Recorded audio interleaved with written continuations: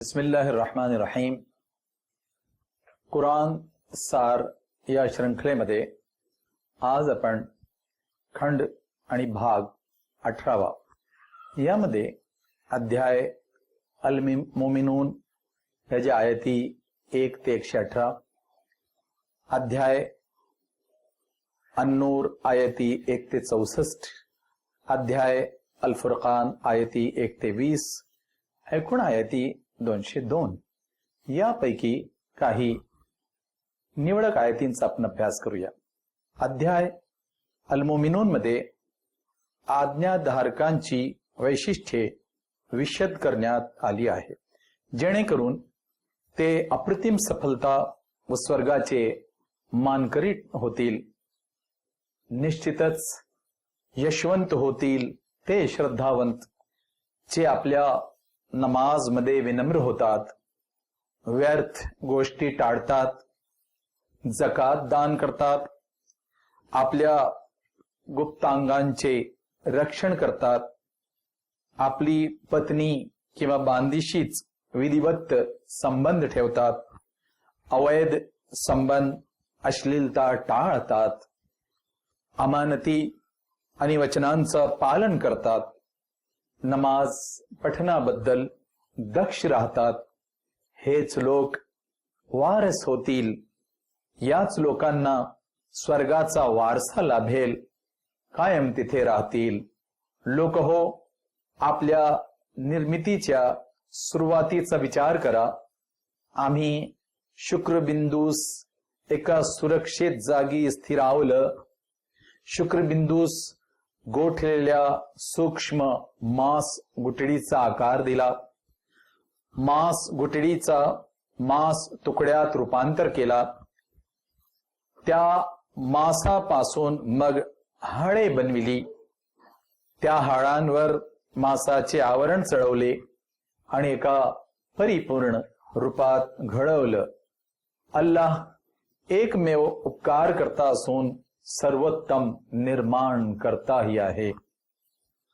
या आयतीबद्दल सुद्धा doctor Keith मोर, जे कॅनडाचे एम्ब्रिओलॉजिस्ट आहे, म्हणजे गर्भधारण शास्त्राचे तज्ञ, डॉक्टर कीथ मोर म्हणाले, 700 इसवी सनामध्ये पवित्र कुराणामध्ये इतकं स्पष्ट वर्णन करण्यात आलं आहे की हे मानण्यात काही शंका राहत नाही की हा पवित्र कुराण अल्लाहचाच ग्रंथ असेल. लोक हो, अल्लाहच आकाशातून नियोजनानुसार पाऊस पाडतो, पाणी जमिनीत तुंबवून ठेवण्याची व्यवस्था करतो. आम्ही त्यास वाहून नेण्याचीही व्यवस्था करतो. लोक हो, वाळवंटात ही आम्ही खजूर आणि द्राक्षांच्या बागा उभ्या करण्यास आणि भरपूर फळांची मेजवानी देण्यास सुविधा देतो. विशेषतः तूरे सीना भागातील जैतूनच्या झाडांसाठी व्यवस्था आम्ही केली. त्यामध्ये तुमच्यासाठी उत्कृष्ट असा तेल आणि भाजी असते. लोक हो, अल्लाहनं कोणाशी आपला पुत्र बनवला नाही आणि त्याच्या बरोबरीचा भागीदार असा कोणी ईश्वर देव नाही. जर असं असतं तर प्रत्येकाने जे निर्माण केलं आपल्या सोबत नेलं असतं. त्यांचे एकमेकांशी मतभेद आणि तंटे झाले असते. विचार करा, या सर्व गोष्टींपासून अल्लाह मुक्त आहे. इथे विचार करा की एखाद्या छोट्या व्यवस्थापनेचेही 2 व्यवस्थापक नसतात, तर इतकी भव्य हजारो वर्षाने सुनियंत्रित चालणारी व्यवस्था, त्याचे 2 किंवा जास्त ईश्वर कसे शक्य आणि न्यायोचित होतील. अध्याय अन्नूरच्या काही आयतींचा आता अभ्यास करू. व्याभिचारी, बलात्कारी पुरुष किंवा महिलांसाठी शिक्षेचा काय कायदा आहे त्याचं वर्णन इथे केलेलं आहे. स्त्री आता पुरुषांनी मर्जीनेही व्यभिचार केला तर दोघांना 100 फटके मारा. अल्लाहचा आदेश अंमलात आणताना त्यांच्याशी दया करू नका. जर तुम्ही शेवटच्या जॉब विचारण्याच्या दिनावर विश्वास ठेवत असाल. शिक्षा देतेवेळी समाजामधील काही लोक हजर करा इब्रतीसाठी. विचार करा, कडक शिक्षा सुरक्षित समाजास पूरक आहेत आणि लोकांसमोर शिक्षा दिली गेली तर साऱ्या समाजाला इब्रत होते. एक उदाहरण घेऊया की सौदी अरेबिया राज्यात कडक शिक्षा आहे म्हणून 4 कोटींच्या लोकसंख्येत दर वर्षाला 20 सुद्धा बलात्कार होत नाही. बिनपुराव्याचे आरोप लावणे आणि निष्पाप स्त्रियांना कलंकित करणे हा मोठा पाप आहे. त्याबद्दलचा आदेश पाहूया. जे लोक निष्कलंक महिलांवर आरोप ठेवतात आणि त्याबाबत त्यांनी जर 4 साक्षीदार आणले नाहीत तर त्यांनाही 80 फटके मारा.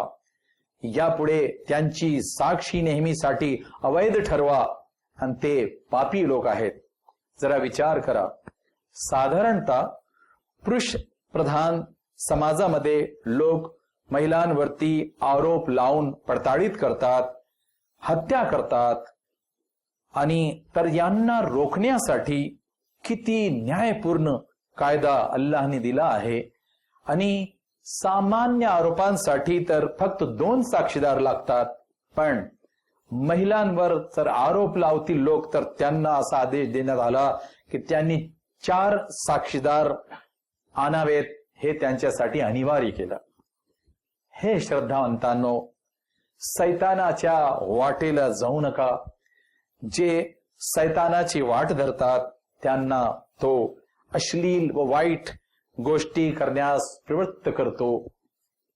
भय राखा त्या दिवसाचा ज्या दिवशी तुमच्या कृत्यांबाबत तुमच्या जिभा, हात आणि पाय साक्ष देतील.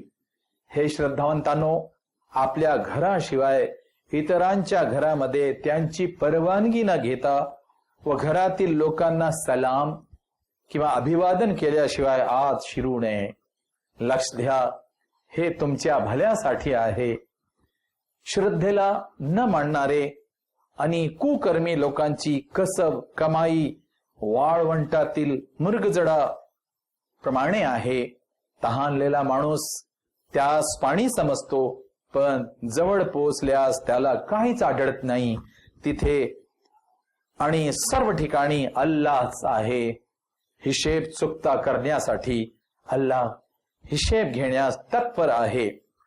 श्रद्धाहीन माणसाची गत त्या प्रवाशासारखी जो समुद्रातील खोल पाण्यात पडला. वरून एक लाट, तिच्यावर दुसरी लाट, त्यावर ढगांचं आवरण, अंधाराच्या थरावर दुसरा थर.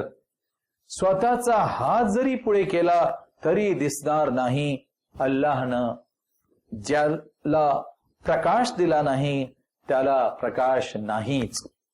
डॉक्टर गुरेनिया, फ्रान्सचे मेंबर पार्लिमेंट, त्यांनी आपला एक कथन केला प्रसंगाचा. त्यांनी आपला अनुभव सांगितला. ते म्हणाले की त्यांना आपल्या युवक अवस्थेतून 2 छंद होते. एक तर समुद्री प्रवास करण्याचा, दुसरा पुस्तकांचा वाचन करण्याचा. तर ते म्हणाले की ज्या वेळेस मी पवित्र कुराणाचा वाचन करताना अन्नूरची 40 क्रमांकाची या आयतीवर पोचलो, त्यावेळेस यामधील जो वर्णन आहे त्याला वाचून मला असं वाटलं की पैगंबर मुहम्मद साहेबांनी समुद्रातील कितीतरी प्रवास केले असतील.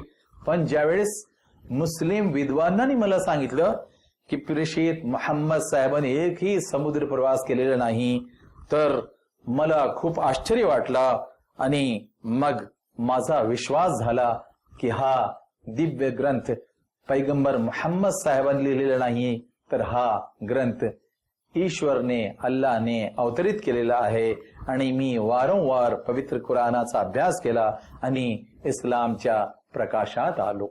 शेवटी एकदा नम्र विनंती की जीवनात दिव्य कुराणाचा पैगंबर मुहम्मद साहेबांच्या पवित्र जीवनाचा अभ्यास करा आणि टोल फ्री क्रमांक 1800-2000-787 वर कॉल करून इस्लाम बद्दल माहिती मिळवा.